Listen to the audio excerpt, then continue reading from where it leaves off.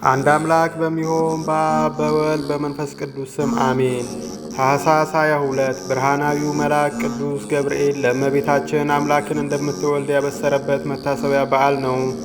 ልዑል እግዚአብሔር ሊቀ መላእክት ቅዱስ ገብርኤልን ሂድና ለጽዮን ልጅ ለድንግል የእግዚአብሔር የባሕሪ ልጅ ወደ አንቺ መጥቶ ኃይለ ልዑል ወልድ ሥጋሽን ለብሶ ሰው ይሆናል፣ ይኸውም ከአንቺ የሚወለደው ጽኑዕ ነው ብለህ ንገራት አለው።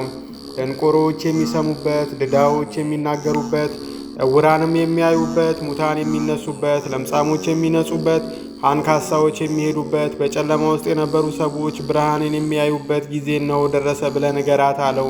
ቅዱስ ገብርኤልም ይህን ሰምቶ በግንባሩ ተደፍቶ ልዑል እግዚአብሔርን ጌታ ሆይ የምትነግረኝ ይደረግ ዘንድ እንደምን ይሆናል አለው። ጌታም የጀመርኩትን ቸርነት ፈጸምኩ። የወይን ግንድ ይቆረጣል፣ ወይራም ከበለስ ጋር ይተከላል፣ ቅጽሮችም ይቀጸራሉ፣ የኤልፍና የሌሚ ወገን ይነሳል። ገብርኤል ሆይ ሄደ ለዳዊት ልጅ እግዚአብሔር ካንቺ ጋር ነውና ደስ ይበልሽ ብለህ አብስራት አለው። ለዘላለም ነግሶ የሚኖረውን እነሆ ትጸንሻለሽ በላት አለው። መልአኩ ቅዱስ ገብርኤልም ይህን ሰምቶ ሰገደ። ልብሱንም በላዩ ይዞ በመስቀል ቀኝ ይወርድ ዘንድ ወደደ። ጌታም መግባትንና መውጣትን በፍቅር አንድነት ይሁን አለው።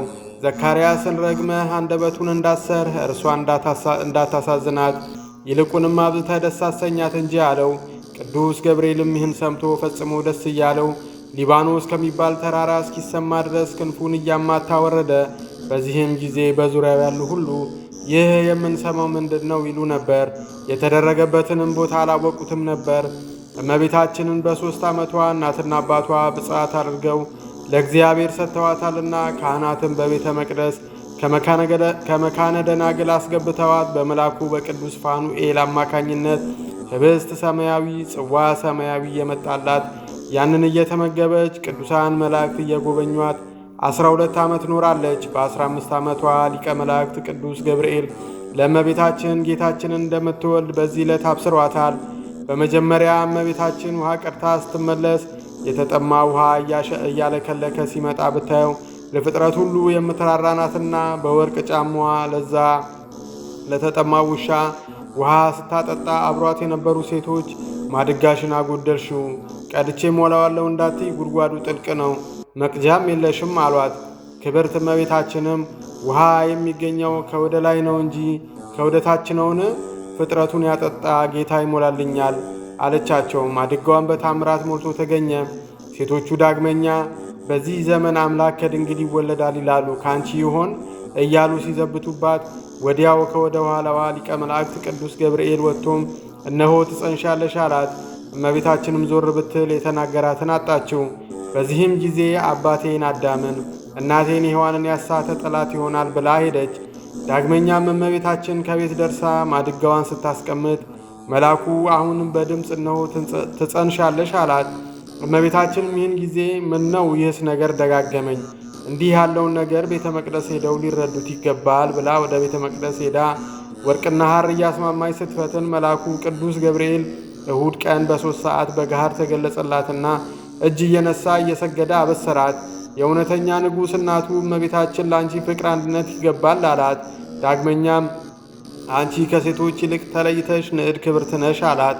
አምላክን የወለደች በድንጋሌ ሥጋ በድንጋሌ ነፍስ የጸናች ክብርት እመቤታችንም የብርሃናዊውን መልአክ የቅዱስ ገብርኤልን ቃል በሰማች ጊዜ እንዲህ ያለውን ሰላምታ እንደምን ይቀበሏል?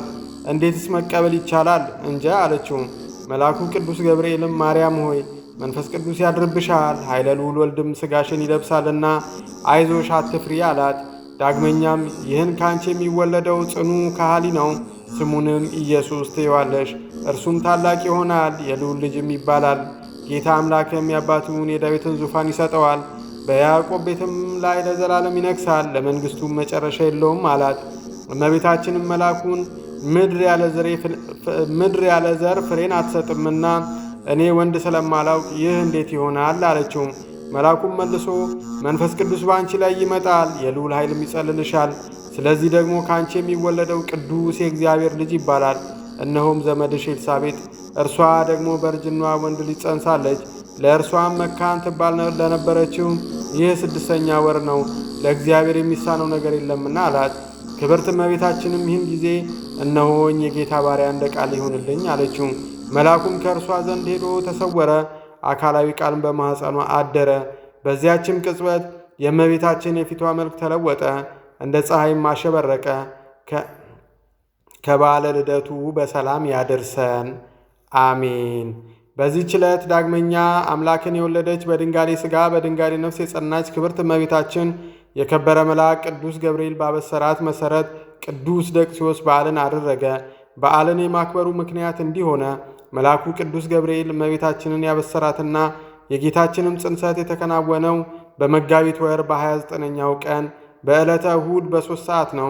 ታዲያ ምነው በታኅሳስ 22 ብስራቱና ጽንሰቱ ተከበረ ቢሉ መጋቢት 29 ቀን ሰሙነ ሕማማት ላይ ይውላልና በዚህ ወቅት ደግሞ ፍጹም ሐዘን፣ ልቅሶ፣ ጾም፣ ጸሎት ይያዛል እንጂ ደስታ፣ ፌሽታ፣ እልልታ፣ ጭብጨባ የለም። አብይ ጾም ፍጹም የሐዘን ወራት ነው። ታቦት አውጥቶ በዓል ማክበር ስህተት ነው። የአባቶችንም ሥርዓት ማፍረስ ነው። ምስጋና ይድረሳቸውና ቅዱሳን አባቶቻችን ሁሉንም ነገር በሥርዓቱ አድርገው ሰፍረው ቆጥረው አስቀምጠውልናል። ከአብይ ጾም በኋላ ያሉትን 50 ቀናት ረቡዕና ዓርብንም ጭምር ሥጋ እንኳን እንድንበላ ነው ሥርዓት የሰሩልን። አባቶቻችን የሠሯት ሕግ ፍጽምት ናት። በዚህም መሠረት አባቶቻችን ሥርዓትን ሰሩልንና የመጋቢት 27 የጌታችንን የስቅለቱን በዓል ወደ ጥቅምት 27 ቀን አምጥተው እንዲሁም የመጋቢት 5 የአቡነ ገብረ መንፈስ ቅዱስን የዕረፍት በዓል ወደ ጥቅምት 5 ቀን አዙረው እንዲከበር አድርገዋል። የመጋቢት 29 የብስራቱን በዓል ደግሞ ወደ ታኅሳስ 22 ቀን አዙረውት በዚህ ዕለት እንዲከበር አድርገውታል። አንድም ነገረ ልደቱን ከማክበር አስቀድሞ ነገረ ጽንሰቱን ማክበር ተገቢና መሆንም ያለበት ነውና ነው። ይህንንም ያደረገው ታላቁ አባት ቅዱስ ደቅስዮስ ነው። በእመቤታችን ፍቅር ልቡ የነደደው ይህ ታላቅ አባት የእመቤታችንን ታምራቶቿን የጻፈላት እርሱ ነው። እርሱም ከፍቅሩ ጽናት የተነሳ የእመቤታችንን የታምራቷን መጽሐፍ ሰብስቦ አዘጋጀ። አምላክን የወለደች በድንጋሌ ሥጋ በድንጋሌ ነፍስ የጸናች ክብርት እመቤታችንም ተገለጸችለትና መጽሐፉን በእጁ አንስታ ይዛ ወዳጄ ደቅስዮስ ሆይ ይህን መጽሐፍ ስለ ጻፍክልኝ በአንተ ደስ አለኝ፣ አመሰገንኩ። እንዳከበርከኝ እኔም አከብረሃለሁ አለችው። ከዚህም በኋላ ከእርሱ ተሰወረች። ደቅስዮስም እመቤታችንን ከመውደዱ የተነሳ ፈጽሞ ደስ አለው። ፍቅሯም እንደ እሳት አቃጠለው። የእርሷን ክብር አብዝቶ ይጨምር ዘንድ ምን እንደሚያደርግ የሚሠራውን ያስብ ጀመር። ከዚህም በኋላ በዚያን ጊዜ ጾም ስለነበር ሰዎች አስቀድመው ሊያከብሩት ያልተቻላቸውን መልአኩ ቅዱስ ገብርኤል ባበሰራት ቀን በዓሏን አከበረ። እርሱም የከበረ የሚሆን የልደትን በዓል ከማክበር አስቀድሞ በ8 ቀን አደረገ። ይኸውም ታኅሳስ በባተ በ22ኛው ቀን ነው። ይህችውም ሥርዓቱ እስካሁን ጸንታ ትኖራለች።